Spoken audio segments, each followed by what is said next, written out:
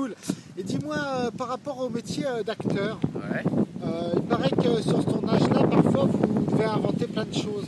Voilà, il y a une Comment ça se petite, passe? sur ce tournage, il y a une petite innovation française, c'est qu'on improvise beaucoup, allez, on va dire à 80%. Alors, en fait, la difficulté de la chose, c'est que une fois que tu te réveilles, tu mets les deux pieds par terre en dehors de ton lit et tu dois tout de suite te dire que tu vas devoir trouver plein d'idées, il faut que ça vienne de toi, c'est toi qui scénarise tous tes textes.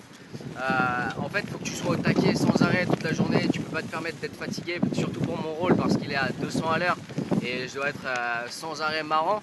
Et dans la vie, je suis pas sûr d'être un mec drôle en fait. Donc, je suis tout le temps à la recherche d'idées, de phrases qui me nourrissent, de textes qui vont faire rire les autres, qui vont aussi me faire rire moi-même parce que quand tu joues, c'est que il faut aussi que ça te plaise. Il faut que tu trouves le naturel des choses. Et l'improvisation, c'est très très dur parce que tu peux pas le travailler avant. En fait, tu le travailles sur ta scène. Ah ouais, d'accord. Est-ce que ça veut dire qu'il faut être en forme tous les jours quand tu tournes? Voilà, ça veut exactement dire ça. Tu peux pas te permettre d'être fatigué en gros. Et on est fatigué parce que pour tout vous avouer, le rythme de foudre est assez soutenu, assez élevé. On se lève à 5h30 du matin pour finir vers les 18h30, 19h, pour rentrer chez soi, après relire ses textes, aller au restaurant, manger, se laver. Donc on se couche facilement vers 23h. Pendant 3 mois, tu travailles du 12 heures par jour. C'est vrai que le rythme est soutenu, mais tu peux pas te permettre d'être fatigué, tout simplement parce que tu es tout le temps à la recherche d'idées, tu es tout le temps au taquet et on peut pas avoir un coup de mou. Euh, et dis-nous un peu, c'est comment la vie d'acteur? Parce que pour les gens qui nous écoutent, on se dit toujours, c'est super, on gagne plein d'argent, tout le monde nous reconnaît dans la rue, on se marre tout le temps, on voit du pays. C'est quoi la vérité? Alors, la vérité, il est vrai, après, t'aimes ou t'aimes pas la notoriété. Moi, je suis pas fan, j'aime bien rester simple, discret avec mes amis. Donc après, t'aimes ou t'aimes pas la notoriété. Une fois que t'as fait foudre, je pense qu'il faut aimer la notoriété parce que c'est vrai que t'es pas mal convoité. Donc on vient de voir, après, il faut rester simple et sympa. Ça, c'est une partie du métier d'acteur. Mais pour être acteur, on ne devient pas acteur parce qu'on a envie de se dire, oui, j'ai envie d'être connu, donc je vais être acteur. Acteur, c'est vraiment une volonté. Comédien, c'est tu joues, tu dois interpréter la vie de quelqu'un d'autre et c'est ta vie à toi en fait.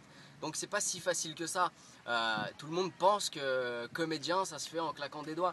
Et sur le tournage de Foudre, par exemple, on prend plein d'intervenants qui ne sont pas comédiens et ils font des gros blocages parce qu'ils s'aperçoivent que c'est dur, c'est pas si facile. Après, il y a des gens qui ont du talent, qui ne sont pas comédiens mais qui arrivent à jouer des trucs hyper naturellement.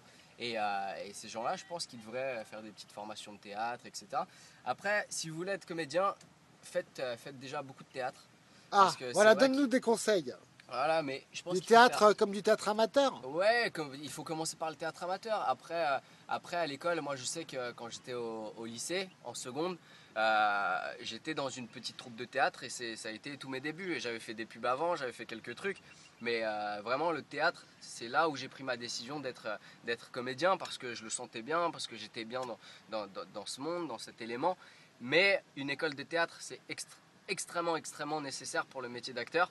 À moins d'avoir un talent de folie ou quoi que ce soit. C'est pareil, si on veut devenir un grand joueur de football, il faut s'entraîner tous les Ouais. jours.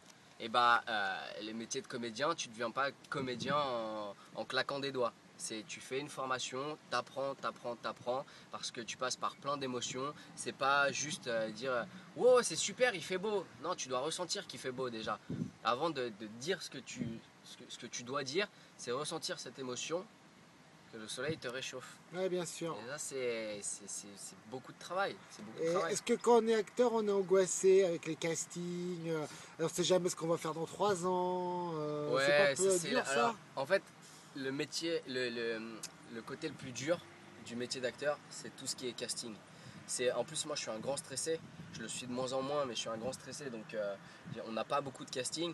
Tu essayes d'avoir le plus de casting possible, mais c'est ton agent qui décide. Et, euh, Ouais. et ça, c'est vraiment extrêmement difficile parce que tu es dépendant des autres sur ce côté-là. Et une fois que tu obtiens ton casting, c'est à toi de jouer.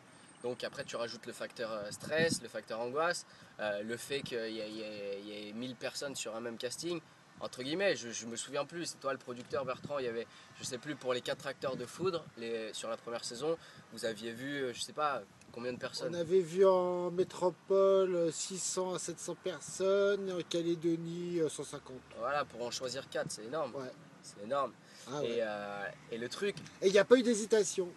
c'est vrai, il y a pas eu d'hésitation. En fait, ce qui est le plus dur, moi c'est une phrase qu'on ressort souvent quand on est acteur. Pour devenir acteur, donc c'est bien de faire une école de théâtre, mais pour jouer, il faut avoir un agent, parce que c'est l'agent qui te trouve des castings. Mais pour avoir un agent, il faut avoir joué. Donc c'est hyper compliqué. Et, euh, et moi, ce que je vous dis à tous, Ouais. c'est au tout début, quand vous avez fait votre école de théâtre, trichez sur votre CV. Dites que vous avez joué à l'étranger ou quoi que ce soit. Parce que le principal, c'est décrocher ce contrat avec l'agent qui va t'emmener vers des castings. Et c'est grâce à ces castings que tu vas pouvoir ouvrir tes portes et faire tes preuves. Mais tu feras jamais tes preuves si tu n'as pas de casting. Ouais. Tu les feras chez toi ou à ton école de théâtre. Et à moins d'avoir beaucoup de chance et d'être repéré par quelqu'un, tu peux gagner. Mais n'hésitez pas à mentir. Mentez au tout début de votre vie. Et au moins décrocher un agent et après aller sur les castings. C'est le principal.